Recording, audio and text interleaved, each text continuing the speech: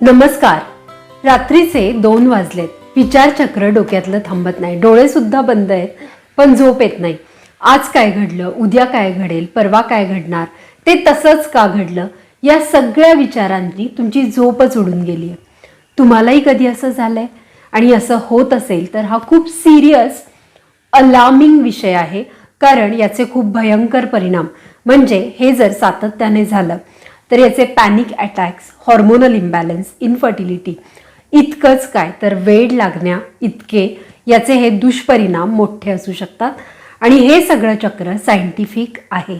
आणि म्हणूनच फक्त झोप लागत नाही, ही समस्या खूप मोठी आहे, गंभीर आहे. ही दिसते तशी अगदी छोटी समस्या नाही. याच्यामुळे आपल्याला डायजेशन इश्यू होऊ शकतात, PCOS, ज्याला हल्ली PMOS असं म्हणतात, तो मागे लागू शकतो. किंवा बरेच मोठे आजार, हॉर्मोनल इम्बॅलन्स होऊन आपल्या महिलांना अगदी इन्फर्टिलिटीला सुद्धा सामोरं जावं लागू शकतं.